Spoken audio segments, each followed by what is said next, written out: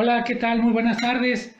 Bueno, pues iniciando puntualmente nuestro compromiso de esta tarde para charlar un poco sobre las políticas públicas en los tiempos del COVID-19.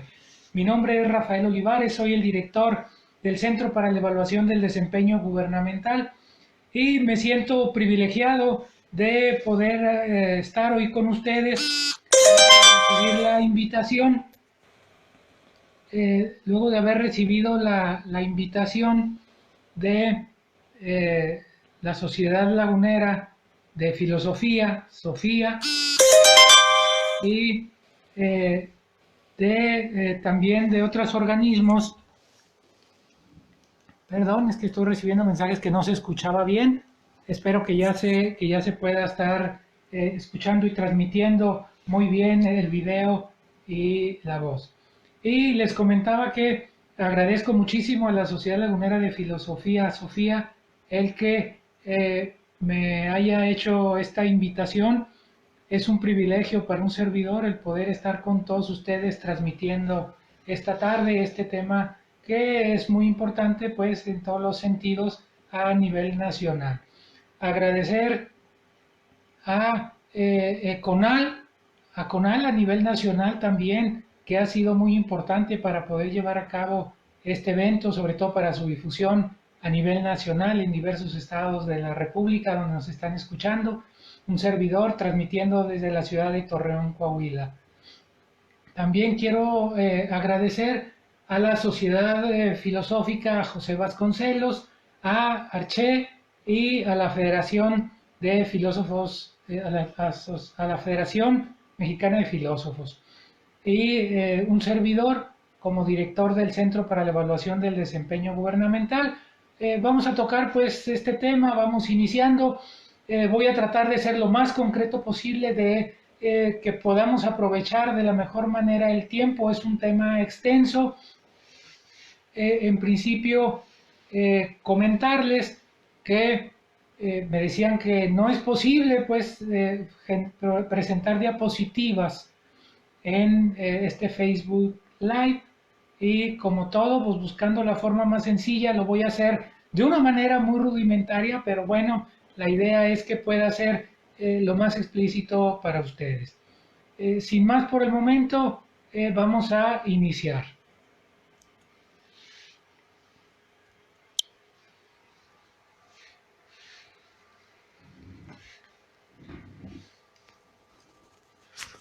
Permítanme acomodar nada más para que se pueda ver lo mejor posible las presentaciones. No tiene caso que vean mi linda cara, me interesa más que puedan estar viendo las presentaciones que vamos a estar haciendo, sobre todo para poder reafirmar un poquito las cuestiones del conocimiento, ¿no?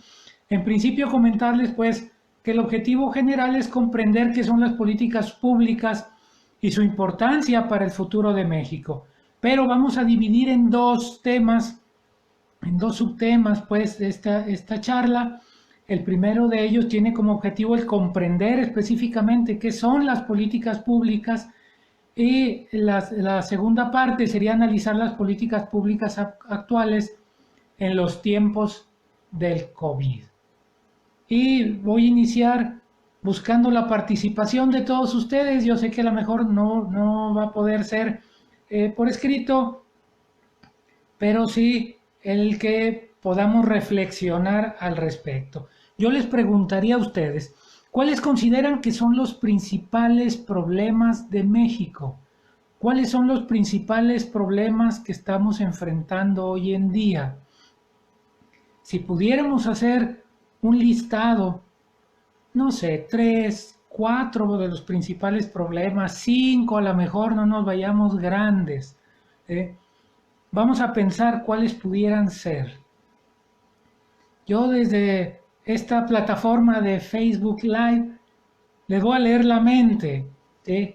Y les diré que obviamente en principio sería un problema de salud por el COVID-19 que nos tiene acalambrados a todos los mexicanos y a todo el mundo con esta pandemia. Pero tenemos también, además de estos problemas de salud en general, no solamente de COVID-19, seguramente ustedes pensaron en problemas como el de corrupción, pensaron en problemas como el de pobreza, el del empleo, el de la inseguridad, etcétera, etcétera. Pero estos problemas, una vez que ya los hemos conceptualizado, yo les preguntaría, ¿hace cuánto que padecemos estos problemas? Y yo les pondría algunos rangos, ¿sí?, de temporalidad. De 1 a 3 años, de 4 a 10 años, de 11 a 15 años, de 16 a 20 años o de 21 o más años. Si hablamos del problema, no sé, de la pobreza, ¿cuántos años tenemos padeciendo este problema de pobreza? Y ¿qué se ha resuelto al respecto, ¿no? Hablamos de que si este problema de pobreza es apenas de hace 1 a 3 años, es de hace 4 a 10 años, es de 11 a 15 años, de 16 a 20, o si lo padecemos de 21 o más años hacia atrás. Seguramente, y ustedes coincidirán con un servidor, estamos padeciendo el problema de la pobreza desde hace más de 20 años, y de corrupción desde hace más de 20 años, y de empleo y de inseguridad y de salud desde hace más de 20 años, educación, etcétera, etcétera. Tenemos años con este tipo de problemas y no los hemos podido resolver. La pregunta es, ¿por qué no hemos podido resolver estos problemas? ¿Estamos acaso condenados a vivir entre la pobreza, la corrupción, la inseguridad? Tenemos que acostumbrarnos a poder vivir o convivir en esta situación de manera permanente. La respuesta del por qué no hemos podido resolver esta problemática es muy sencilla, porque no se hace, los gobiernos no hacen políticas públicas y programas serios para poder combatir los problemas. Vamos a analizar un poquito o adentrarnos un poquito pues en este tema tan interesante que son las políticas públicas. Si gustan ustedes estar enviando mensajes a través de la página, aquí los estoy viendo, el de Tensi, el de Oscar, el de algunas otras personas que nos están viendo desde la comarca lagunera, desde Hermosillo, desde Tijuana, desde algunas otras partes del país, lo cual agradecemos mucho. Pero bien, continuando con el tema, vamos a ver qué son y con qué se comen las políticas públicas, ¿sí? Y tenemos en principio, pues, que las políticas públicas son aspiraciones sociales que un gobierno desarrolla mediante programas específicos para mejorar la calidad de vida de los habitantes. Es decir, aquí podemos ver vivienda, educación, salud, servicios públicos, alimentación, etc. Las políticas públicas, pues, si bien son aspiraciones que los gobiernos captan de la ciudadanía, están conformadas por programas gubernamentales, ¿sí? Es decir, estas políticas públicas se vienen a convertir en los ejes estratégicos de los planes de desarrollo, de los planes de gobierno, de los planes municipales, estatales o el nacional, y se vienen a convertir en los objetivos de largo aliento, en los objetivos estratégicos de los gobiernos, y deben de estar perfectamente alineados, es decir, cuando se genera un plan municipal de desarrollo tiene que estar alineado con los objetivos estratégicos del plan de gobierno estatal, y cuando los gobiernos estatales realizan o construyen sus programas de gobierno tienen que estar alineados con los objetivos estratégicos del Plan Nacional de Desarrollo. Entonces tenemos pues que las políticas públicas son los objetivos estratégicos y que cada una de las políticas públicas está conformada por una serie de programas gubernamentales. Si hablamos nosotros, pues, de estos ejes rectores o estos objetivos estratégicos, yo los pudiera sintetizar en 4 ejes fundamentales que se repiten en todos los programas de cualquier nivel de gobierno. Y voy a empezar por el tema central, que es la hacienda pública. Partimos pues de que el centro de las políticas públicas es la hacienda pública, porque toda política pública que no tiene un presupuesto asignado, pues se reduce únicamente a buenas intenciones. Si no tiene recursos, es imposible que se pueda aplicar y desarrollar una política pública, y por supuesto es imposible que pueda darnos resultado. Así pues, en la política de hacienda pública se encuentran los mecanismos de ingresos, como son los impuestos, las contribuciones, los derechos, etcétera, así como los egresos. Es decir, esta hacienda pública nos debe de decir quién gasta, para qué gasta y cuánto se gasta. Y finalmente, pues, hablamos de que la hacienda pública está conformada de los ingresos, ya lo dijimos, de los egresos, ya lo dijimos, y de la deuda pública. Estas son las 3 partes que conforman la hacienda pública. Implica además la implementación de esta hacienda pública una alta dosis de honestidad, de eficiencia y de transparencia en el manejo de los recursos. Los otros 3 ejes, pues, dependen en principio de esta hacienda pública para que puedan funcionar. En el color azul podemos nosotros ver que llamamos nosotros Estados de Derecho. La gran mayoría de los programas de gobierno lo manejan como seguridad pública o aspectos de seguridad o una sociedad segura, pero va mucho más allá propiamente de lo que es la seguridad pública. La crisis de inseguridad de nuestro país lo ha situado pues como la estrategia de lucha en contra de la delincuencia, pero el Estado de Derecho en realidad consiste en que todos, ciudadanos y gobierno, cumplamos cabalmente con lo establecido en la ley. Cuando las leyes se cumplan con rigurosidad, se va a acabar entonces la impunidad, la corrupción, y la gente que empieza a delinquir lo va a pensar 2 veces, y quienes ya lo hacen, con toda seguridad deberán terminar en la cárcel, si es que existe un Estado de Derecho. Todos nosotros, ustedes, sus hijos, sus esposas, todos nosotros queremos vivir seguros, queremos poder salir a la calle tranquilos, estar en la casa sin temor, que nuestros hijos puedan llegar a salvo.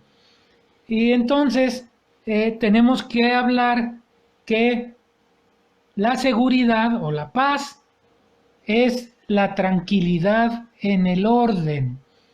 Cuando hay un orden, todos sabemos qué debemos hacer y lo hacemos, cómo comportarnos y cumplimos. Cuando sabemos que el orden se respeta, todos nosotros podemos vivir tranquilos. Así pues, el combate a la delincuencia es una parte, pero el todo es mucho más grande.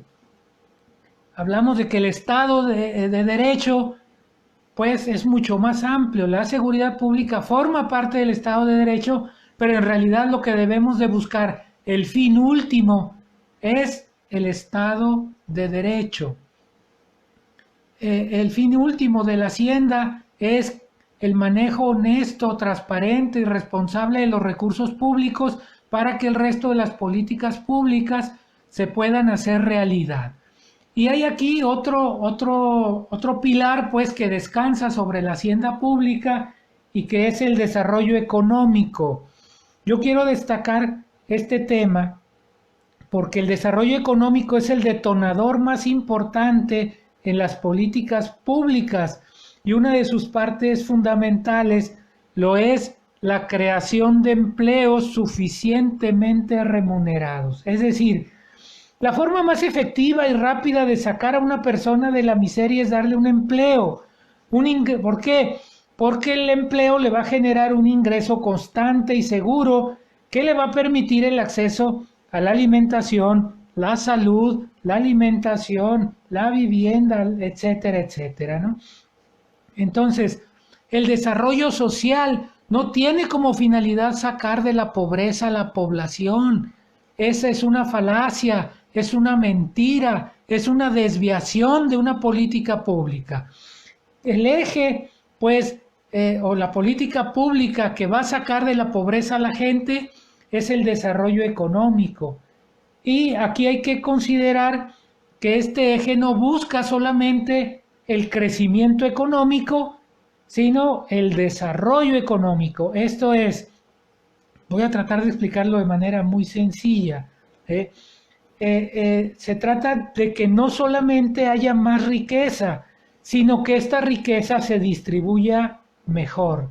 En los últimos sexenios, México tuvo un crecimiento económico, pero la riqueza se acumuló en muy pocas manos. Esto es, había cada vez ricos más ricos y el número de pobres se mantenía o se acrecentaba. Entonces, lo verdaderamente importante, en principio, es que se genere riqueza y que cada vez todos estemos mejor a partir de la distribución más equitativa de esa riqueza. Eso nos va a permitir que haya movilidad social y que tengamos una mayor calidad de vida gradualmente. Finalmente, la base, perdón, es que tengo que hablar como hombre y se me va la voz. Finalmente, la base de estos tres ejes, que es un eje transversal, es una política pública transversal, es el desarrollo social. Esto tiene dos vertientes importantes, el desarrollo social. La primera es concerniente en servicios como lo es la salud, la educación, la cultura, el deporte, que es la parte transversal que da soporte a toda una sociedad. Y la segunda es el auxilio a personas que se encuentran en situación de vulnerabilidad. Es decir, no estoy hablando de combate a la pobreza, de eso se encarga, lo dijimos, el desarrollo económico, sino de la atención a quienes por alguna circunstancia requieren de un apoyo urgente y temporal del gobierno para poder salir de una crisis momentánea que lo coloca en una situación vulnerable. Este eje de desarrollo social, esta política pública transversal de desarrollo social, se encarga fundamentalmente de fortalecer el tejido social, brindando servicios que permitan el desarrollo humano. Esa es la trascendencia y la importancia de esta política pública.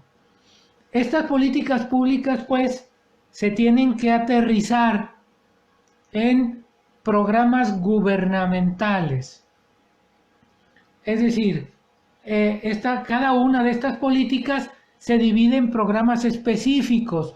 Por ejemplo, Estado de Derecho tiene programas como el de policía y seguridad pública, como el de vialidad, pero también entran ahí los bomberos, protección civil, el ejército, etcétera, etcétera.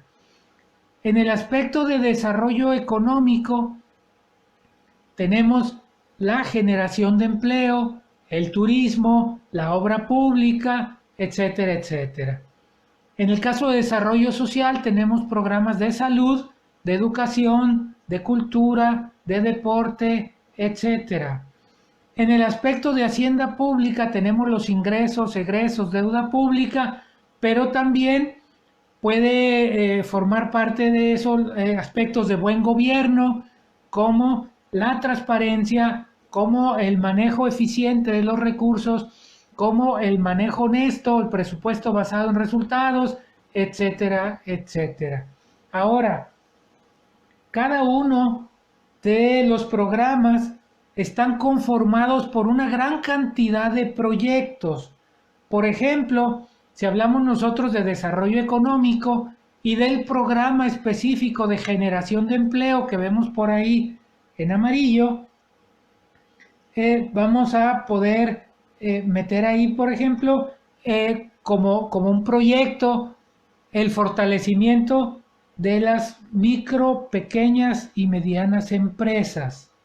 Ahora, a manera de ejemplo, cada uno de estos proyectos debe contener diversas actividades para poder llevarlo a cabo. Siguiendo con el mismo ejemplo, por ejemplo, perdón la redundancia, el fortalecimiento de las micro, pequeñas y medianas empresas, pues puede tener como actividades la realización de un padrón actualizado para saber en dónde están ubicadas, cuántas micro, pequeñas, empresas tenemos en el municipio, cuántas pequeñas empresas, cuántas medianas empresas, y luego como otra de sus actividades podemos tener la formación de habilidades de los empresarios o de los emprendedores para la permanencia. Y a partir de ahí se pueden aterrizar o se deben de aterrizar todos los insumos humanos y materiales y físicos necesarios para su realización. Es decir, si vemos a manera de cascada, tenemos las políticas públicas que son los ejes rectores. Cada política pública está conformada por programa. Cada programa estará conformado por una serie de proyectos y cada proyecto tendrá una cantidad de actividades que se deben de desarrollar para que se pueda cumplir con los componentes o proyectos. A partir de aquí, pues, surge lo que nosotros conocemos como el presupuesto basado en resultados, ¿sí? Este presupuesto, la ley presupuestal nos dice, pues, que no se puede gastar nada que no esté presupuestado. Es decir, todo tiene que estar planeado, ¿sí? Una vez que tenemos nosotros presupuestadas nuestras actividades, nuestros proyectos, nuestros programas y nuestros objetivos estratégicos o políticas públicas, entonces podemos pues tener este presupuesto básico en el cual tendremos que agregar una serie de indicadores que nos permitan conocer el avance físico y el avance financiero. Es decir, si nosotros dijimos que íbamos a dar una serie de pláticas o cursos o herramientas para la permanencia de las microempresas, entonces tendremos que ver cuántas son los cursos que vamos a dar, cuántas son las microempresas que vamos a beneficiar, ese sería el avance físico, y el avance financiero sería cuánto nos va a costar cada curso, cuánto nos cuesta la totalidad de los cursos, y tendremos que ir presentando trimestralmente, al igual que el número de cursos que estamos dando, cuál es el costo de cada uno de los cursos. Es decir, tendremos metas trimestrales para alcanzar en cada actividad, en cada proyecto, en cada programa, y al final vamos a evaluar cuál es el impacto de la política pública. La política pública busca pues que podamos transformar una realidad, que podamos cambiar la realidad de un grupo de personas que viven en una circunstancia específica para cambiar esa situación, y tenemos que medir pues en dónde estábamos y en dónde queremos estar. Las políticas públicas nos dicen en dónde queremos estar al final de la administración, sea 3 años, sea 6 años. El problema pues es que nadie aplica estas situaciones en términos reales en nuestro país. Es decir, hay un incumplimiento generalizado en todos los niveles de gobierno. Cuando me ha tocado a mí dar cursos de capacitación a los diferentes niveles de gobierno, lo primero que le pregunto a los funcionarios es si han leído el plan de gobierno, y en el 99% de los casos no conocen el plan de gobierno, no conocen el plan de desarrollo, y en esa medida pues los programas y proyectos que están en el plan de gobierno están desvinculados de la parte presupuestal y están desvinculados de la parte operativa. Es decir, el plan dice una cosa, pero nosotros hacemos otra cosa en términos operativos y presupuestales. No tenemos objetivos claros ni indicadores. ¿Y eso en qué nos afecta a los ciudadanos? En que no sabemos en qué se gasta y para qué se gasta nuestro dinero, porque es nuestro dinero, son nuestros impuestos, son nuestras contribuciones, y los servidores públicos de todos los niveles, desde la posición más humilde hasta el presidente municipal, los diputados locales, federales, los senadores, los gobiernos estatales, el gobernador o el presidente de la República, todos ellos son nuestros empleados, y si son nuestros empleados, ellos deberían de rendirnos cuentas a nosotros, y no lo hacen en términos reales. Es decir, no hay políticas públicas reales, no hay presupuesto basado en resultados, no hay una gestión para resultados, y en esa medida lo único que hacen es estarnos dando a tole con el dedo.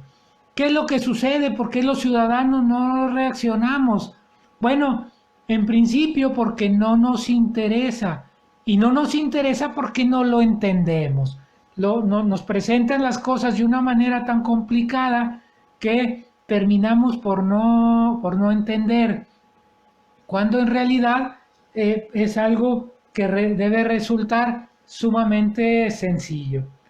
La pregunta sería, ¿por qué no quieren ellos cumplir con esta normativa? Yo les ponía una advertencia al principio: esto que estoy hablando no son ideas mías, esto está establecido en las leyes, en la Ley General de Contabilidad Gubernamental, en la Ley de Presupuesto, en los códigos financieros, etcétera, etcétera. Es decir, todo esto está reglamentado y así debía de ser. Ahora, la pregunta del millón: ¿por qué no cumplen ellos con la ley? ¿Por qué no nos presentan la información como debe de ser? Bueno, por una razón muy sencilla, porque detrás de todo alcalde, de todo gobernador, de todo diputado, sea local, federal o senador, de todo presidente de la República, hay un partido político que lo llevó al poder. Y en esa medida, todos ellos no buscan mejorar la calidad de vida. Lo único que buscan es ganar las próximas elecciones, es quedarse en el poder. Y en esa medida, los recursos, tus recursos, mis recursos, los usan para mantener estructuras electorales. Todos los directivos de primer nivel no son otra cosa que operadores políticos.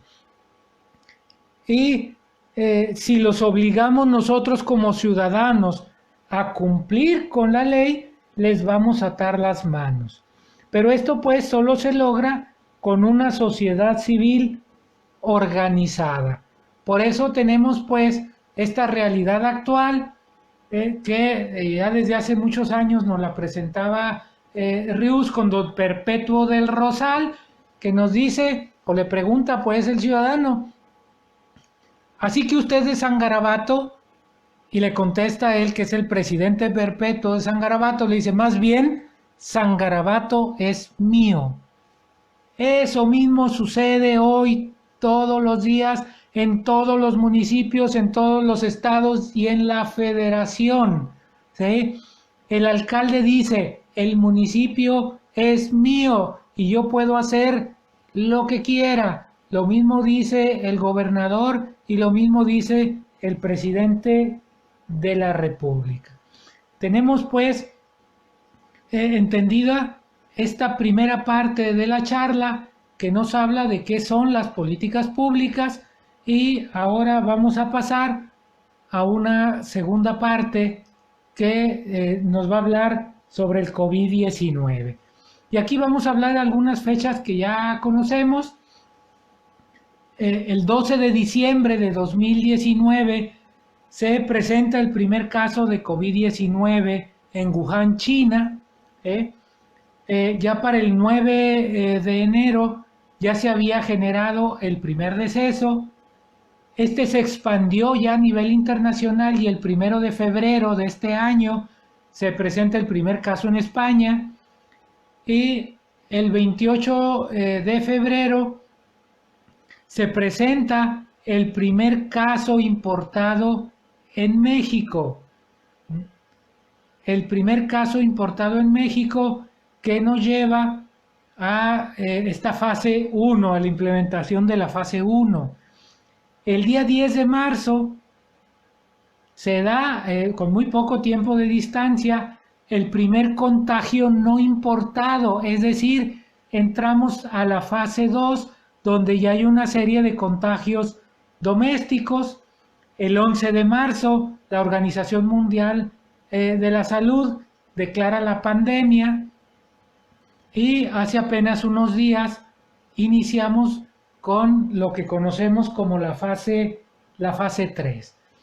Esta fue la evolución en tiempo, a grandes rasgos, a grosso modo, del COVID. Ahora vamos a ver la evolución política, que es una evolución, es un enfoque pues desde el que tenemos que analizar la presencia del COVID-19 en nuestro país. El 28 de febrero estamos hablando del día en que se presenta el primer contagio en México. Nos dice el presidente de la República que estamos preparados para enfrentar el coronavirus. Bueno, no habla así. Tenemos los mejores médicos, especialistas, hospitales y la capacidad para hacerle frente a este caso, ¿no? La medida en que se vayan desarrollando, vamos a atender los casos. Tenemos una pregunta que se está haciendo a manera de encuesta, y es precisamente si el gobierno de México estaba preparado realmente para enfrentar el coronavirus. Pero la respuesta la tenemos en la misma afirmación. Es decir, el presidente nos dice que en la medida en que se vayan desarrollando, pues se van a atender los casos. ¿Sí? Luego por ahí, el día 2 de marzo, nos dice que él está seguro que se va a normalizar esta situación, que se va a estabilizar, que es un asunto mundial, pero que cada vez van a estar más tranquilos los mercados, que ese es su pronóstico. Claro que se va a normalizar esta situación. ¿Cuándo? No te lo sabemos. ¿Y de qué forma vamos a salir una vez que esto se normalice? No lo sabemos. Pero el pronóstico del presidente es que no íbamos a tener problemas mayores. Él lo reitera, ese es el pronóstico. Y nos dice que los conservadores que quieran que nos fuera mal y que vamos a tener una crisis financiera, yo les digo que no, ¿sí? Es decir, hay un manejo eminentemente político de una situación de crisis. No voy a ahondar mucho, ya sabemos que el 10 de marzo nos decía que hay que abrazarse, que no pasa nada, que esto es básicamente un pleito de los fifís, de los neoliberales, que ellos son los responsables de la pandemia.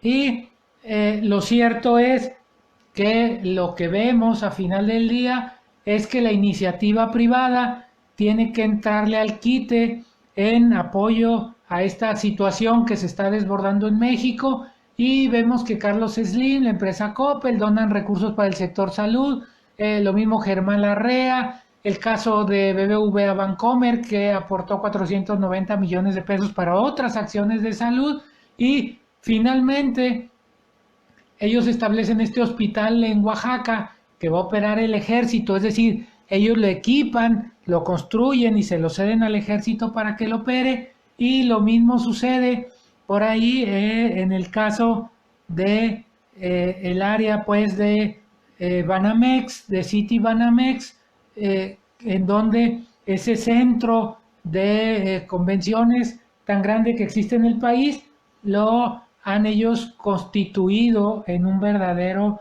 hospital con ventiladores y con todo lo necesario. ¿Por qué planteamos esta visión política? Porque tenemos que presentar los escenarios a partir pues de una adecuada planeación. Ellos nos decían que desde enero están ellos realizando esta planeación. ¿Qué nos dice? En principio, pues que ahí viene el coco.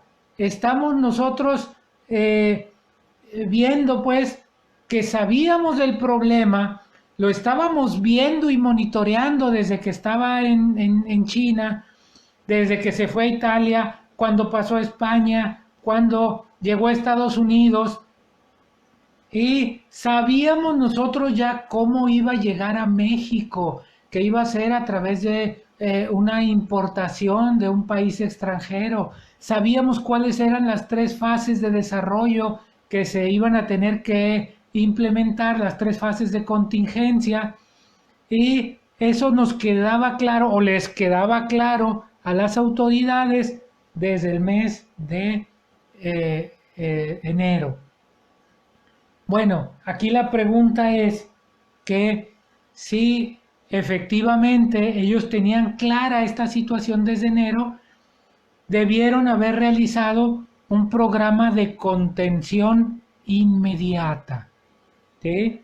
¿En qué consiste o qué debió consistir este programa de contención inmediata que se debió adecuar a la política pública de desarrollo social en el aspecto de salud, ¿sí? En el aspecto de economía, en todos los aspectos que tenía que abarcar un programa de esta naturaleza, o una política pública, mejor dicho, de esta naturaleza? En poder aterrizar un programa de contención inmediata, un programa que pudiera incidir en todas las áreas de la administración pública y que, por ejemplo, hubiera cancelado los vuelos internacionales de otros países a México, si ya sabíamos que tenía que darse el caso a partir de un proceso de importación de otro país. Una opción hubiera sido cancelar los vuelos internacionales de otros países a México, o bien el que se hubiera valorado médicamente a todos los viajeros que llegaban del extranjero. Lo veíamos en los programas de televisión, se hacía la advertencia: llega la gente de diversas partes del mundo al aeropuerto de la Ciudad de México, a los aeropuertos de Cancún, al resto de los aeropuertos internacionales que existen en nuestro país, y entraban como Pancho por su casa. No había absolutamente ninguna medida preventiva, no había una valoración médica, ni siquiera se les tomaba la temperatura, había 0 medidas de prevención. Posteriormente pudiéramos decir que, ok, se permitió que llegaran los vuelos, se les hizo una valoración médica previa a todos los viajeros, pero se les puso en cuarentena a todos aquellos. Obviamente, si se cancelaron los vuelos internacionales, no habría extranjeros llegando a México, sino que todos los vuelos en los que se repatrió a mexicanos que estaban en el extranjero, en el momento de llegar, se les hubiera puesto en una cuarentena obligatoria. ¿Esto qué implicaba?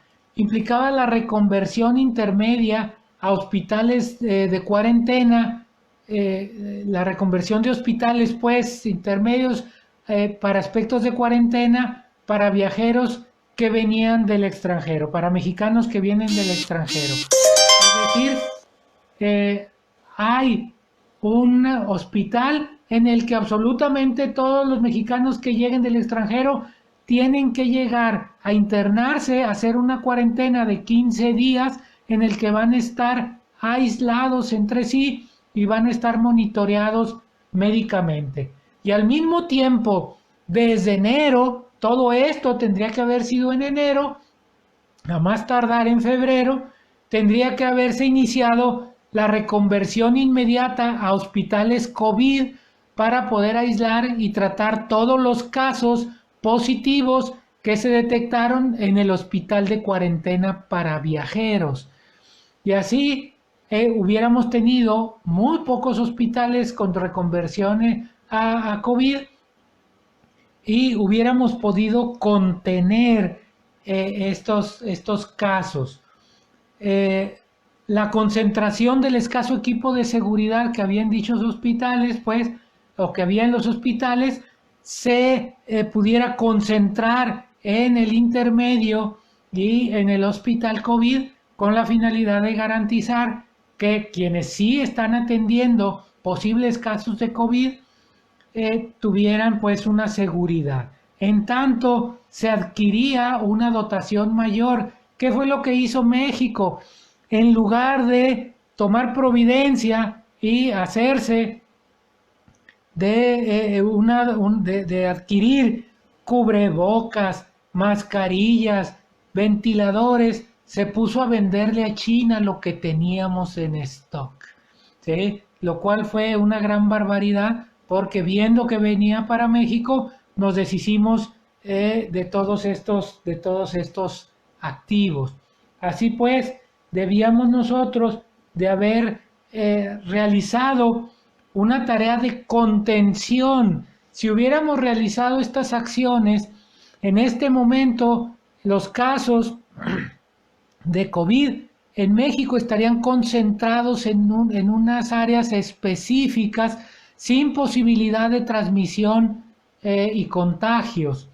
Y tendríamos una economía que estuviera caminando con toda normalidad, pudiéramos nosotros estar en la calle haciendo nuestras actividades normales y no en esta situación en la que estamos obligados a vivir hoy en día.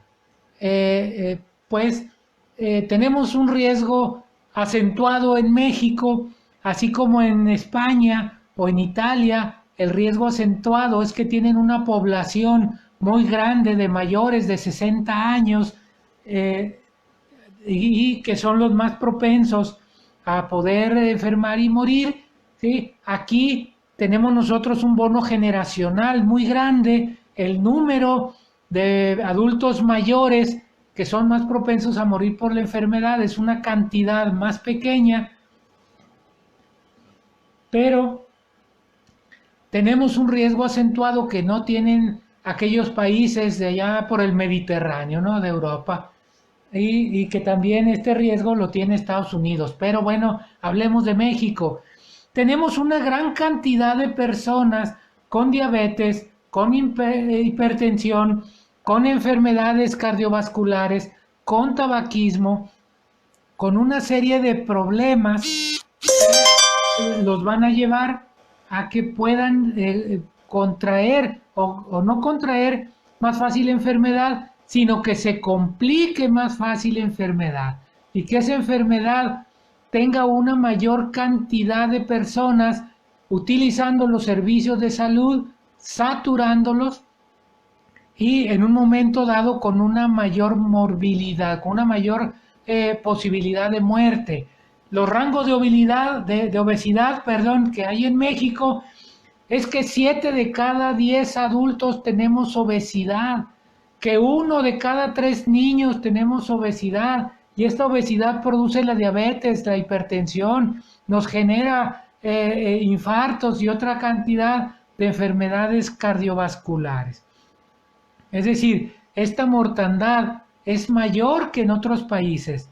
Y tenemos, como lo veíamos al principio, sexenios y sexenios y sexenios tratando de prevenir y tratando de combatir la diabetes, la hipertensión, la obesidad, las enfermedades cardiovasculares. ¿Y qué tenemos? Tenemos muy pobres resultados, porque como decíamos, la finalidad no es el poder combatirlo, sino la finalidad es meramente electoral. Tenemos pues que la crisis nos alcanzó, señores y señoras. No se tomaron las medidas oportunas. El sector salud se está contagiando porque no se le brindó en su momento el equipo de seguridad, porque la autoridad no consideró que fuera el momento propicio y si tenían los equipos no se entregaba al personal de salud. Y en muchos de los casos, en la gran mayoría de ellos, ni siquiera se tenía el equipo de seguridad. El personal no estaba capacitado adecuadamente, no solamente para atender la enfermedad que es altamente contagiosa, sino para poder utilizar el equipo de seguridad. Había una serie de videos deficientes que los mismos instituciones de salud a nivel nacional proporcionaban, en donde el personal terminaba contaminando el equipo de seguridad cuando se lo colocaba o cuando se lo quitaba, y entonces los riesgos de contagio para el personal de salud eran muy grandes, y ya lo estamos viendo que tenemos un boom de casos a partir precisamente de las instituciones de salud.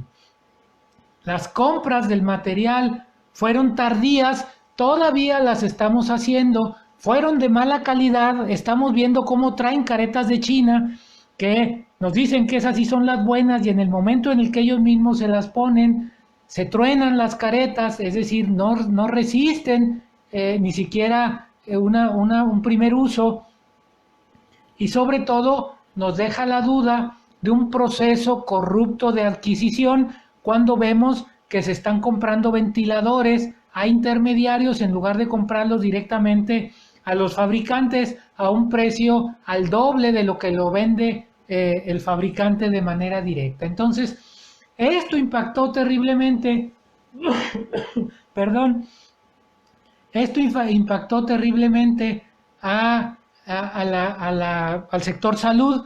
Yo les recomiendo que entren a la página de Facebook de la Asociación Mexicana de Profesionales en Esterilización, en donde vamos a ver de manera profesional y comprobada los procesos de utilización y de colocación de toda esta serie de equipos de salud, en donde podemos ver nosotros como simples mortales cómo podemos desinfectar lo que entra en nuestra casa, cómo podemos desinfectar los zapatos, la ropa, los lentes, los alimentos, y en esa medida pues yo les recomiendo que se basen en la ciencia y no en lo que un médico dijo, que los amonios cuaternarios eran muy eficientes y eran muy eficaces,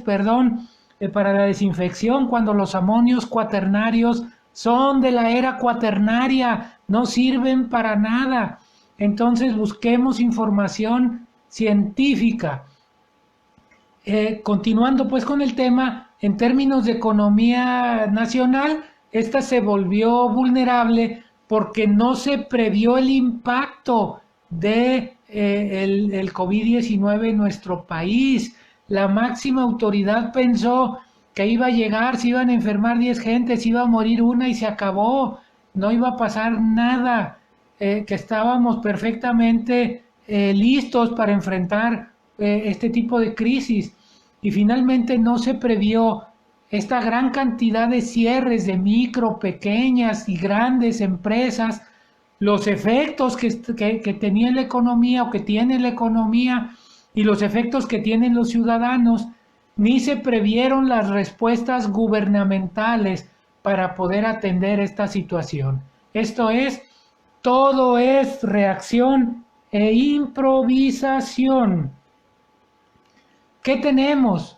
¿sí? Tenemos una dispersión de acciones, tenemos pura lengua, kilos y kilos de lengua, pero en realidad no hay un mando único con un plan de acción. El Consejo Nacional de Salud, que se convierte en la máxima autoridad en el país en este tipo de contingencias, que puede tomar medidas sin necesidad de poder consultar a las cámaras de diputados y senadores, es decir, en una situación de contingencia, ellos toman las decisiones, incluso se le notifican al presidente de estas decisiones, no dice que se le consulten y que el presidente las tenga que aprobar. Este, este mando único real que sí existe, previsto en la ley para este tipo de situaciones, no se reunió sino hasta que se les estaban quemando, les estaba llegando la lumbre a los aparejos, ¿verdad?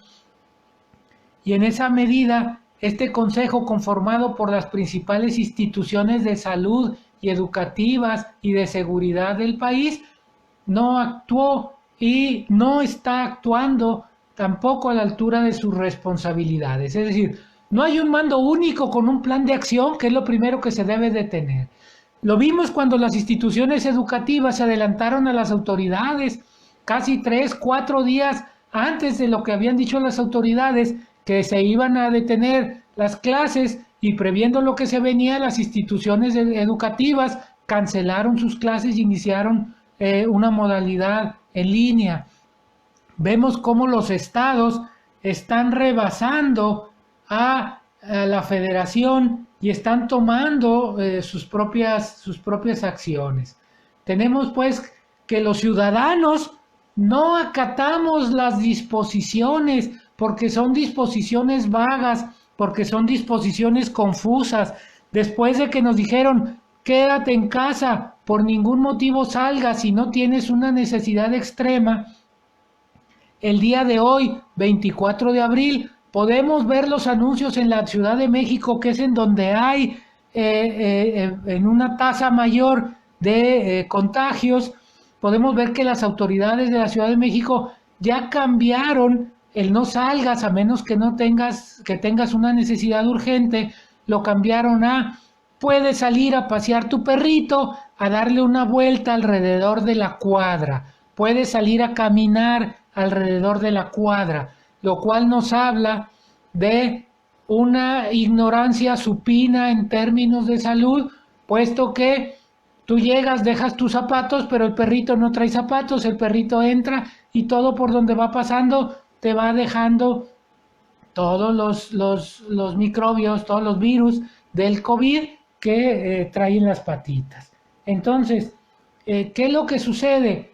Estamos viendo los resultados de una mala planeación, y estos resultados, vamos a ver aquí algunos resultados similares, son como este que podemos ver en pantalla, con un poste atravesado a mitad de la carretera, ¿sí? Esto es lo que está sucediendo en estos momentos en México con los planes de acción referentes al COVID. Esta es otra forma. Vemos estas bancas públicas en donde se les ocurrió plantar nopales, y ahora prácticamente es imposible que se cumpla con la función de una banca pública porque la gente no se puede sentar en ella. Estos casos son reales y son pues a manera de muestra de lo que estamos viendo con nuestras políticas. ¿Cuál es la situación actual? En resumidas cuentas, lo hemos preguntado en muchas instituciones de salud, en muchas instituciones de otra naturaleza, y el resultado es una palabra en la que coincidimos. Hay un caos. Y en este caos nos habla pues de que no hay políticas públicas ni programas bien definidos por parte del gobierno. ¿Y a qué nos lleva? A un sálvese quien pueda, ¿sí? Esto nos dice que no hay a estas alturas, y dispénsenme que sea yo tan trágico en esta conclusión de esta pequeña charla, no hay ya nada que hacer. Estamos ahorita en una situación de sálvese quien pueda. Los que se van, los que se pueden quedar en casa y acatan las normas, estarán en mejores condiciones. Quienes tienen que salir a trabajar, quienes no acatan las normas, están en una situación de desventaja en las que el gobierno no les puede garantizar que van a terminar bien con su vida. Voy a regresar rápidamente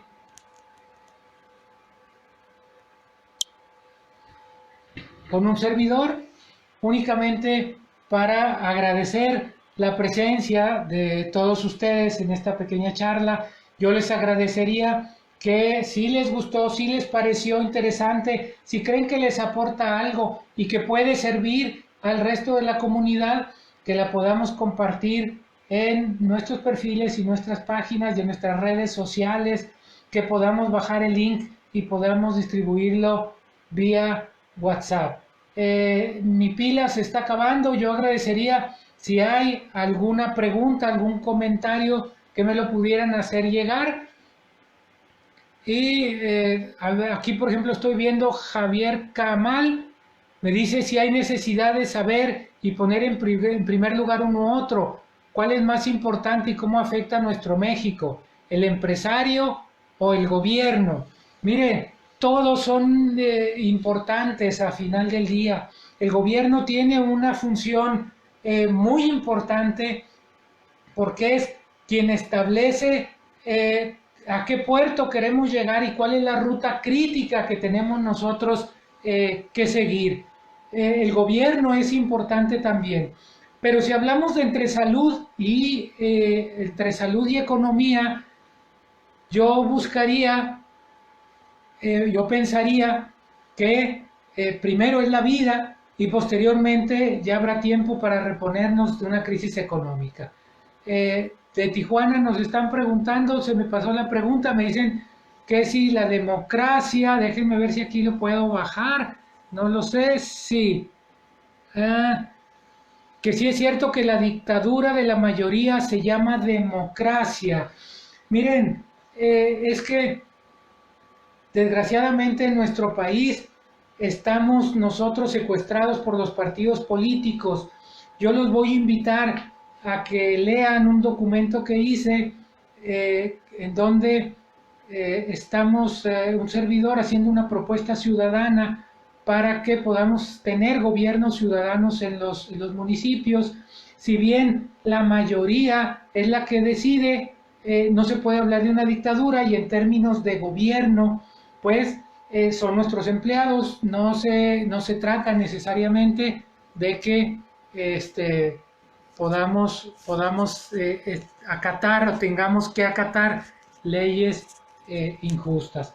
No sé si hay alguna otra pregunta por ahí. Yo aprovecho en este momento para saludar a la gente de la comarca lagunera que se ha conectado: Torreón, Gómez, Lerdo, Matamoros, Francisco y Madero, San Pedro de las Colonias, de Gómez Palacio, Durango, de Lerdo. Hay gente de Tijuana, hay gente de Hermosillo, hay personas de Ciudad Juárez, y yo quiero agradecer infinitamente el que hayan prestado atención a un servidor, invitarlos a entrar al perfil y página del Centro para la Evaluación del Desempeño Gubernamental, en donde desde nuestra página, que está ubicada en www.cedeg.mx, realizamos nosotros evaluaciones y análisis de los gobiernos y la aplicación de los diferentes instrumentos legales que existen en nuestro país. Es interesante. Tenemos un canal de YouTube también como CEDEG, desde el cual van a poder ver diferentes videos y propuestas que tenemos para todos ustedes. Un servidor a través de Rafa Sí Sabe. También tenemos el canal de YouTube de Rafa Sí Sabe, con una serie de propuestas gubernamentales para poder transformar toda esta realidad. Señores, señoras, yo les agradezco muchísimo su atención. Espero que haya sido de su interés y les valoro mucho el tiempo que tienen ustedes compartiendo con un servidor. Que Dios nos ayude, que Dios nos agarre confesados y que podamos salir con bien de esta crisis que se avecina en estos momentos de manera más acentuada para nuestro país. Dios los bendiga a todos. Muchas gracias. Hasta luego.